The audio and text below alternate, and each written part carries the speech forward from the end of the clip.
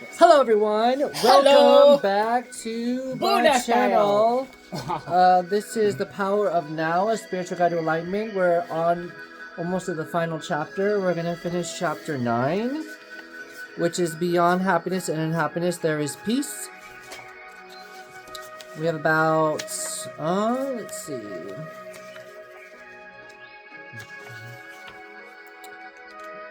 10 pages left, and then we're going to go to chapter 10 next time for the meaning of surrender, surrendering to the connection. So let's start with this. Okay. Using and relinquishing negativity.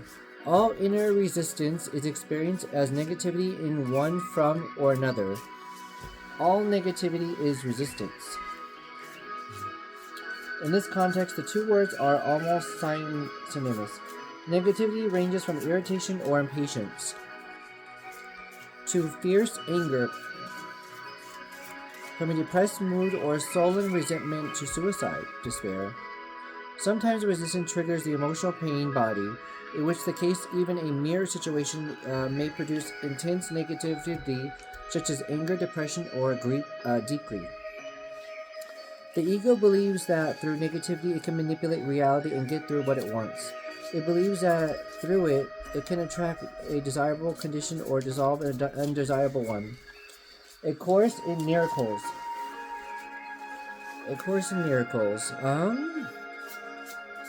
Wright points out that whenever you are unhappy, there is unconscious but a belief that unhappiness buys you what you want. If you are the mind, you do not believe in happiness works, why would you create it?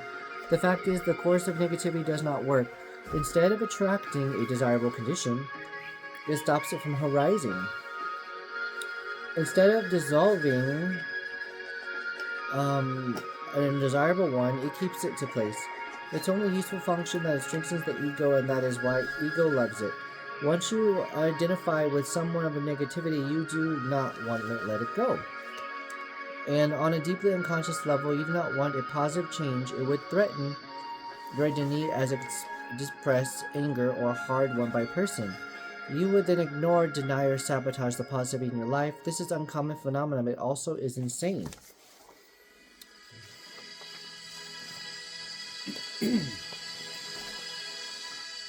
Negativity is totally unnatural. It is the psychic pollutant, and there is a deep link between the poisonings and the destructions of natures and the vast negativities that has accumulated in the collective human psyche. No others life from the planet knows negativities. Only humans, just as no others life from violets and poisons. The earth sustains it. Have you ever seen an unhappy flower or a stressed oak tree? Have you come across the depressed dolphins, a frog that has a problem with self-esteem, a cat that cannot relax, or a bird that carries hatred and resentment? The only animal that may occasionally experience something aching to negatives or showing signs of neurotic behaviors are those that lives in close contact with humans and so linked it into the human's mind and its infinities, which any plants or animals, and let it teach you acceptance of what is surrender to the now. Let it teach you being. Let it teach you integrity, which means to be one, to be yourself, to be real. Let it teach you how to live and how to die, and how not to make living and dying into a problem. I have lived it in several Zen masters, all of them cat. Even ducks have taught me important spiritual lessons just watching them in a meditation. However, peacefully they floated along at ease. With them is a meditation. How peacefully they floated along at ease with themselves, totally present in the now, dignified and perfect as only a minute mindless creatures can be. Occasionally, however, two ducks will get into a fight, sometimes for no apparent reasons, or because one duck has strayed into another's private space. The fight usually lasted only for a few seconds, and then the ducks separated, swims off to the opposite directions, and vigorously flaps their wings and flew in a few times. They then continues to swim on peacefully as if the fight had never happened. When I observed that for the first time, I suddenly realized that by flapping their wings, they were releasing surplus energies, thus preventing it from becoming trapped in their body and turning into negativities. This is natural wisdom, and it is easy for them because they do not have a mind that keeps them past alive unnecessarily and then builds entities around it. Couldn't a negative emotion also contain an important message? For example, if I often feel depressed, it may be signals that there is something wrong with my life, and it may force me to look at my life situations and make some changes. So I need to listen to what the emotions is telling me and not just dismiss it as negativity. Yes, recurring negative emotions do sometimes contain messages, as do illnesses. But any changes that you make, whether they have to do with your work, your relationships, or your surroundings, are ultimately only cosmetics unless they arise out of a change in your levels of consciousness. As far as that is concerned, it may only mean one thing: becoming more present. When you have reached the certain degrees of presence, you don't need negativities anymore to tell you what is needed in your life situation. But as long as negativity is there, use it. Use it as a kind of signals that reminds you to be more present. How do we stop negativity from arising, and how do we get rid of it once it's there? As I said, you stop it from arising by being fully present, but don't become discouraged. There are as yet few people in the planet who can sustain a state of continuous presence. Although some are getting close to it, soon I believe there will be many more. Whether you notice that some of the negativities has arises with you, look on it and feel it as a failure, but as a helpful signal that is telling you, wake up, get off of your mind, be present. There is a novel of Aldous Huxley called Island, written in his latter years when he became very interested in spiritual teaching. It tells the stories of a man shipwrecked on a remote island cut off from the rest of the world. This island contains a unique civilization. The usual things about it is that its inhabitant, unlike those of the rest of the world, are actually sane. The first thing that the man notices are the colorful parrots perched into the trees, and they seem to be constantly croaking the words intention, here and now, intention, here and now. We later learned that the islanders taught them these words to order to be reminded continuously to stay present. So whenever you feel negativity arising within you, whether caused by an external factor, a thought, or even nothing to particular that you are aware of, look on it as a voice saying, attention, here and now, wake up. Even the slightest irritations are significant and needs to be acknowledged and looked at. Otherwise, there will be a cumulative buildup and of unobserved reaction. As I said before, you will have you will may as I said before, you may be able to just drop it once you realize that you don't want to have this energy still inside you and that it serves no purpose. But then make sure that you drop it completely. If you cannot drop it, just accept that it is there and take your attention into the feelings as I pointed out earlier. As an alternative to dropping and negative reactions, you can make it disappear by imagining yourself becoming transparent to the external causes of the reactions. I recommend that you not practice it with little, even trivial things first. Let's say that you are sitting quietly at home. Suddenly, there is a penetrating sounds of a car alarming from across the street. Irritations arises. What happens? What is the purpose of the irritations? None whatsoever. What did you? Why did it create it? You didn't. The mind did. It was totally automatically, totally unconscious. Why did the mind create it? Because the whole of unconscious belief that is resistance, which you experience as negative or unhappiness, is in some form, somehow dissolves the inspires conditions. This, of course, is a delusion.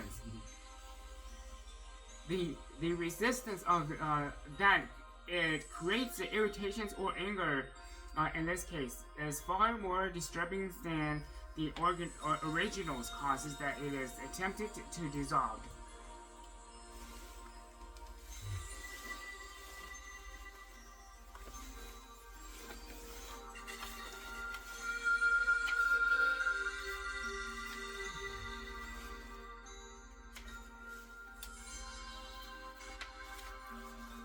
All of this can be transformed into spiritual practice. Feel yourself becoming transparent. As it were, without the solidity of the material body, now allow the noise of whatever causes a negative reaction to pass through you. It is no longer hitting a solid wall inside as you will. As I said, practicing with little things first, the car alarm, the dog barking, the children screaming, the traffic jam. Instead of having a wall resistance inside you gets constantly and painfully hit by all things that should not be happening, let everything pass through you. Somebody says something that you would rude, something that's rude or designed to hurt. Instead of going through a conscious reaction of negativity such as attack, defense, or withdrawal, let it pass right through you. Offer no resistance. It is no there in the body there to get hurt anymore. This is forgiveness.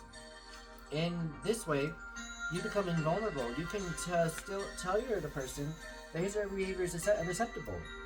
If that is what you choose to do, but the person is no longer has the power to control the inner state, then you are then in your power, not in someone else, nor are you run by your mind. Whether by in a car alarm or a rude person or food earthquake, loss of your possessions, the resistance mechanism is the same. I've been practicing meditation, I've been working in the workshops, I've been reading many books on spirituality. I tried to state the non-resistance, but if you ask me to either I've been found state true and lasting inner peace, my honest answer would have to be no. Why would I have found it? What else can I do? You are seeking outside and cannot get any out of seeking mode. Maybe the next workshop will do have the answer. Maybe that new technique to do you, I would say, don't look for the peace. Don't look for any other state that you are one in now. Otherwise you will be set up in inner conflict and unconscious resistance. Forgive yourself. Forgive yourself for not being at peace. The moment you completely accept the non-peace for non-peace becomes transmuted into peace. Anything that you feel, anything fully will get you there, will take you into peace. This is a miracle of surrender. You may have heard to the phrase "turn the other cheek," which is a great teacher of enlightenment used 2,000 years ago. He was attempting to convey symbolically the secret of non-resistance and non-reaction. In this statement and all others, he concerned by only your inner reality, not only the outer conduct of your life. Do you know the story of Banzan? Before you became the great Zen master, he spent many years of pursuit of enlightenment, but it eluded him. Then one day, as he was walking in the marketplace, he overheard the conversation between the butcher and his customer. "Give me the best piece of meat you have," said the customer, as the butcher replied, "Every piece of the meat is the best I ever had. There is no piece of meat here what is not best." But upon hearing this, Banzan became enlightened. "I can see you're waiting for explanation. When you accept what is, every piece of meat, every moment is the best. That is enlightenment." Where the nature of compassion, having gone beyond the mind-made opposite, you become like deep lake. The outer situations of your life and whatever happens there is the surface of the lake, sometimes calm, sometimes windy, sometimes rough, according to the cycles of the seasons. Deep down, however, the lake is always undisturbed. You are the whole lake, not just the surface, and you are in touch with your own depth, which remains absolutely still. You don't resist change by mentally clinging to any situation. Your inner peace does not depend on it. You abide in being unchanging, timeless, deathless, and you are no longer dependent on fulfillment or happiness of the outer world and constantly in fluctuating forms. You can enjoy them, play with them, create new forms, appreciate the beauties of it all.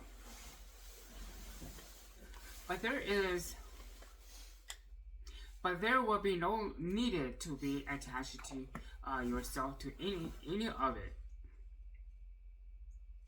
When you become this detached, does it not mean that you also become remote from other human beings? On the contrary, as long as you are aware of being, the realities of humans will elude you, because you have not found your own. Your mind will be disliking their forms, which is not just like the body, includes their minds as well. True relationship becomes possible only when there is awareness of being. Coming to the being, you will perceive the other person's body and the mind as just a screen, as it were, behind which you may feel their true realities as you feel yours. So, when you're confronted with someone else's suffering or unconscious behavior, you stay present and in touch with being, and are thus able to look beyond the forms of the fields and other persons radiant and pure being through your own. At the level of being, all sufferings are recognizings and illusions. Suffering due to identifications with forms. Miracles of healing sometimes occurs through the realization by awakening being consciousness in others if they are ready. Is that what happened? Is that what compassion is? Yes, compassion is the awareness of deep beyond between yourself and all creatures.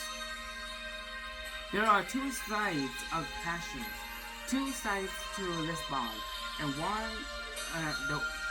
on the one hand, since you are still in a physical body, you share the vulnerabilities and mortalities of the physical forms with every other human and or with every living being. Next time you see I have nothing in common with this person, remember that you have a great deal in common. A few years from now, 2 years of the severities, 2 years or 70 years, it doesn't make much difference. Both of you will have become rotten corpses. Then you replies of dust, then nothing at all. This is a sobering and humbling realization that leaves little room for pride. It is a negative thought. No, it is a fact. Why close your eyes to it? In that sense, there is a total equality between you and every other creature. One of the most beautiful spiritual practices is to meditate deeply into the mortalities of physical forms, including your own. This is called die before you die. Go into the deeply. Your physical forms is dissolving, is no more. Then a moment comes when all mind forms or thoughts also dies. Yet you are still there. The divine presence that you are, radiant, fully awake. Nothing that was real ever died, only names, forms, and illusions. The realizations of this deathless dimensions, your true nature is the other side of the passion. On the deepest feelings level, you now recognize not only your own immortalities, but through your own that of every other creatures as well. On the levels of forms, you share mortalities and the precariousness of existence. On the levels of being, you share internal radiant light. These are the two aspects of compassion.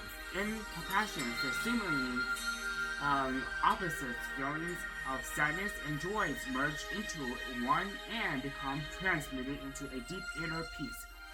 This is the peace of God. It is one of the most noble feelings of humans are capable of, and it has great healings and transformative power. But true compassion, as I have just described it, it is as yet rare. To have a deep empathy for the sufferings of another being certainly requires a high degree of consciousness, but represents only one side of compassion. It is not completed. True compassion goes beyond empathy or sympathy. It does not happen until sadness merges into with joy. The joy of being beyond form, the joy of eternal life.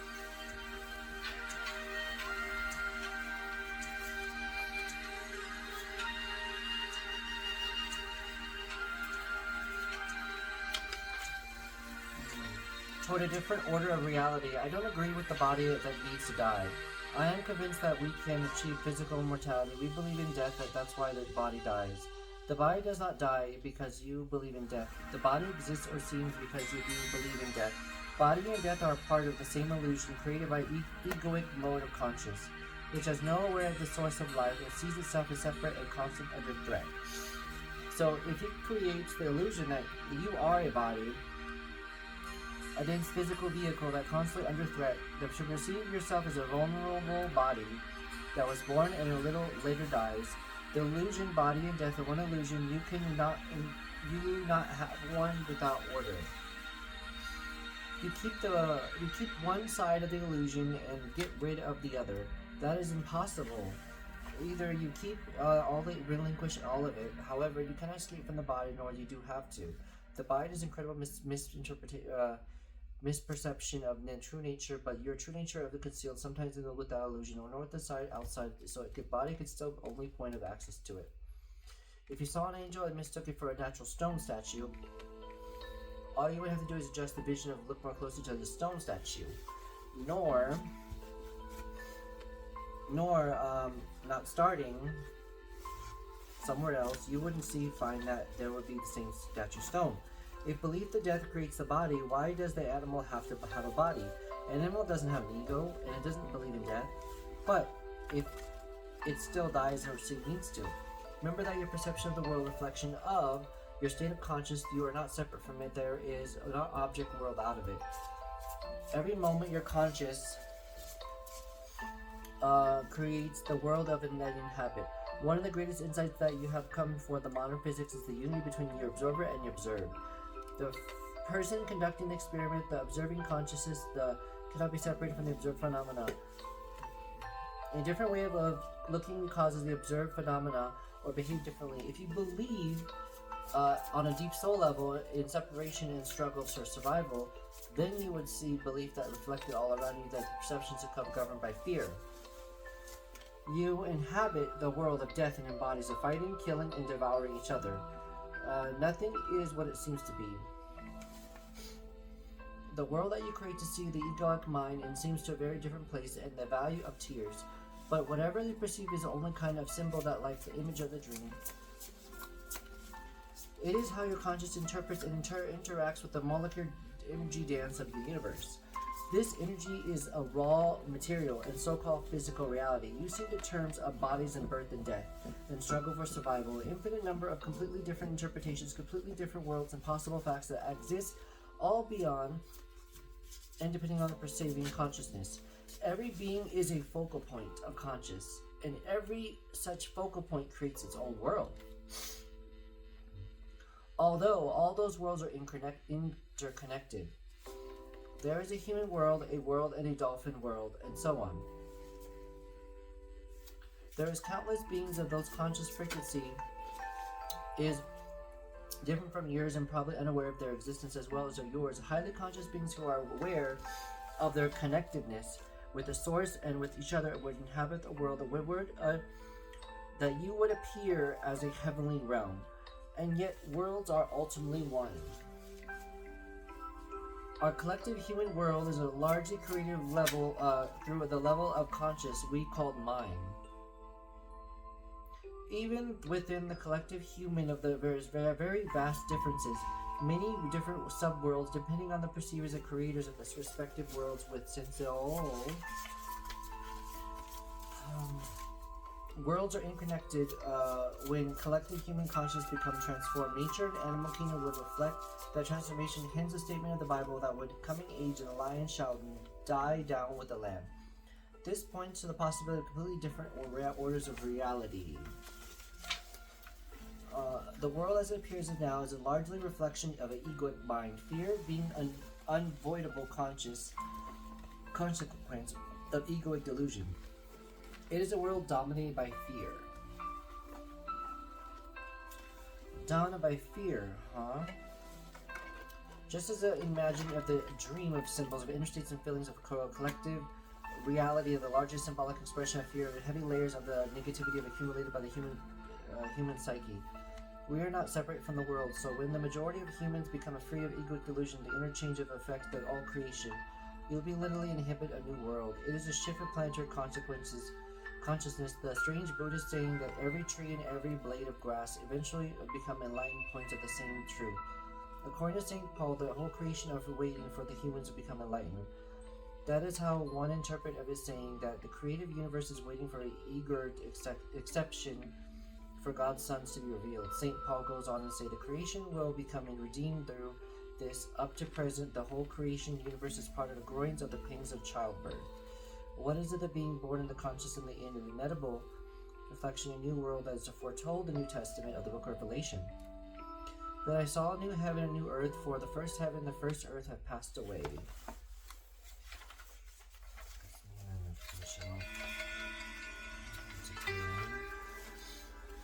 Where you at? But don't confuse cause and effects. Your primary task is not to seek salvation through creating a better world, but to awaken out of the identifications with forms. You are then no longer bound to this world. This levels of reality. You can feel your roots and in the ultimate, all unmanifested, and so are free of attachment to the manifested world. You can still enjoy the passing pleasures of this world, but there is no fear of loss anymore, so you don't need to cling to them. Although you can enjoy sincerely pleasures, the cravings of sensory experiences is gone, as is the constant search of fulfillment through psychological gratifications through feeding the ego. You are touched with something infinitely greater than any pleasures, greater than the manifested things.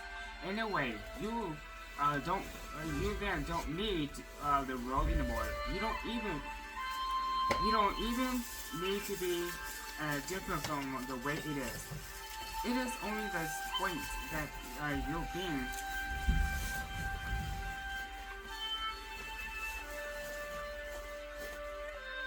and they make of real contributions towards bringing about a better world, towards creating a different order of reality. It is only as this point that you are able to feel true compassion and to help others to levels of causes. Only those who have transcended the world can bring about the better world. You may remember that you talked about the dual natures of true compassion, which is awarenesses of common bonds and share mortalities and immortalities.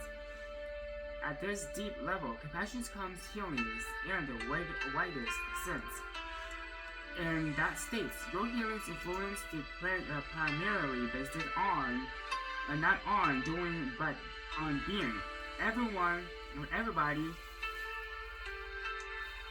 you come into contact with will be touched by your presence and affected by the peace that you animated, whether they are conscious of it or not.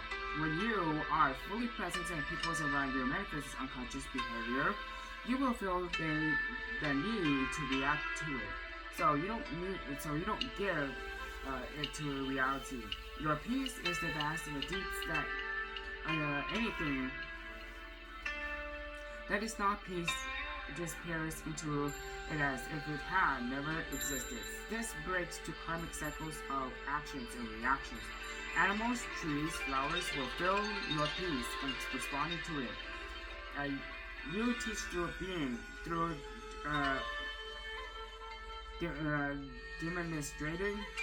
demonstrating the peace of God. You become the light of the world and emanations of pure consciousness, and so you eliminate suffering on the level of cause. You eliminate unconsciousness from the world. This doesn't mean that you may not also teach through doing. For example, by pointing out this identifying from the mind, recognize unconscious patterns with oneself, and so on. But who you are is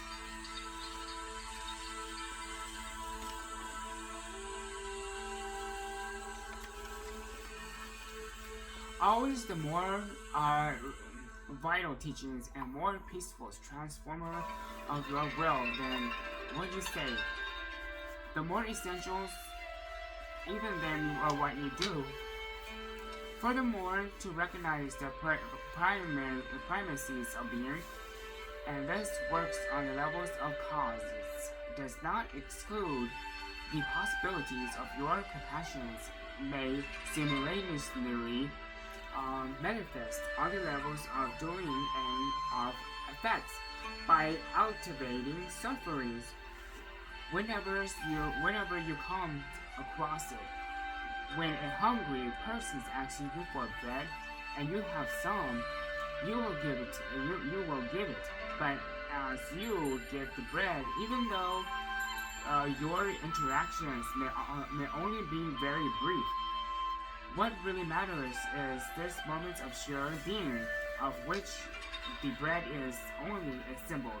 A deep healing takes place within it. In that moment, there is no giver, no receiver.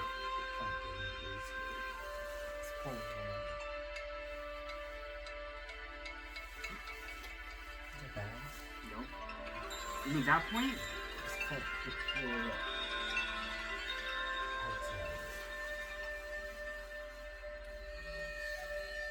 But there certainly shouldn't be any hunger and starvations in the first place. How can we create a better world without tackling evils such as hungers and violence first? All evils are effects of unconsciousness. You can alleviate all the effects of unconsciousness, but you cannot eliminate them unless you eliminate your causes. True changes happens within, not without. If you feel called upon and alleviate sufferings of the world, that is a very noble thing to do. But remember not to focus exclusively on the outer, otherwise you will encounter frustrations and despair. Without a profound change of the human's consciousness, the world's sufferings is a bottomless pit. So don't let your compassions become one-sided. Empathy with one side else pain or lack and a desire to help needs to be balanced with the deepest realizations of the internal natures of all life and eliminate illusions of all pain. Let your pain flow. Let your peace flows into whatever you do, and you will be working with the levels of effects and causes simultaneously. This is also applies if you are supporting a movement designed into this to stop deeply conscious humans from destroying themselves, each other's, and the planet, or from continuing to inflict dreadful suffering on other sentient beings. Remember, just as you cannot fight the darkness, so you cannot fight unconsciousness.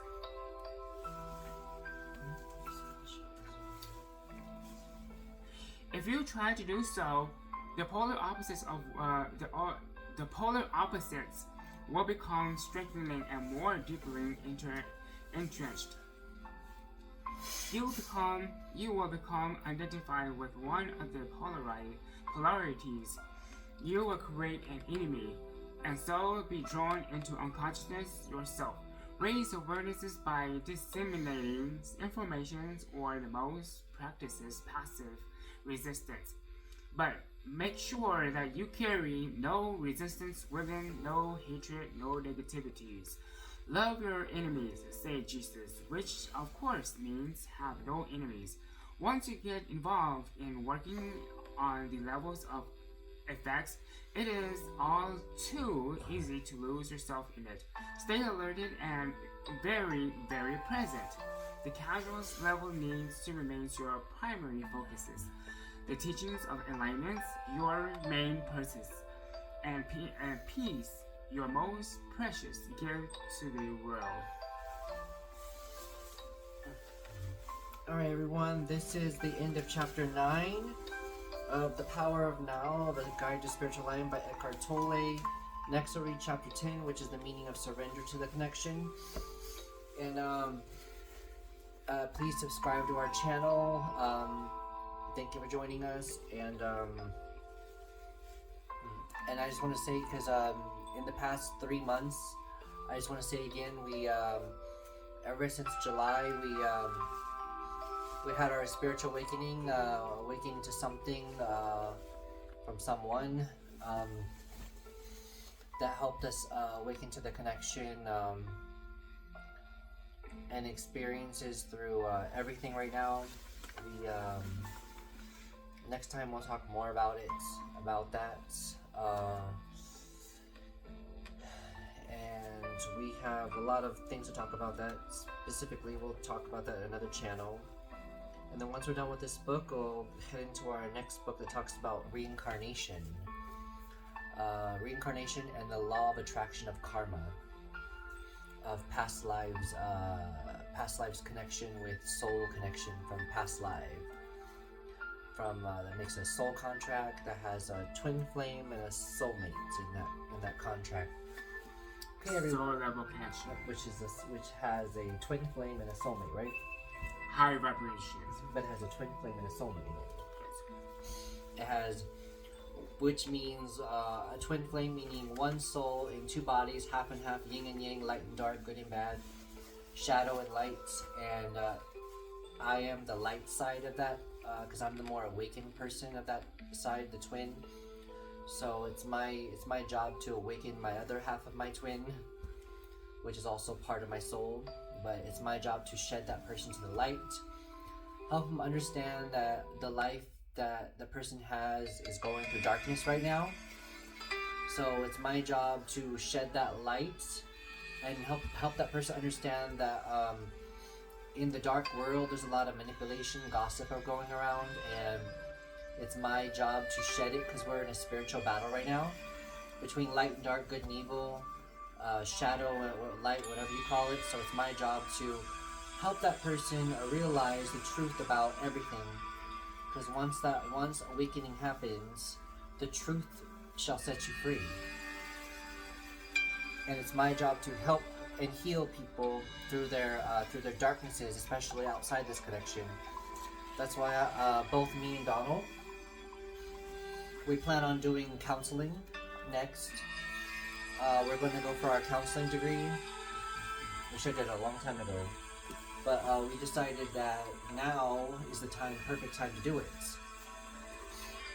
And then through other stuff we're doing, through energy healing work and tarot card readings, to open up the universe through the truth of certain situations, and see the real truth of what's really going on in this world. And we opened our third eye chakra and basically all of our chakras, but our third eye helps us see through the fifth dimension, the fifth, not just seeing 3D, we're seeing 5D. We're helping shed the light and see the truth in people, of what they're hiding, and we're just seeing their mask. Yeah, see into their souls. Yeah, see into their soul what they're really hiding, and I could what see kind of vibrations they have.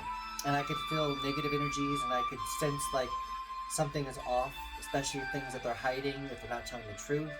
So it's our job to shed the light and help people awaken to see the truth and stop lying about themselves and open up the truth about themselves.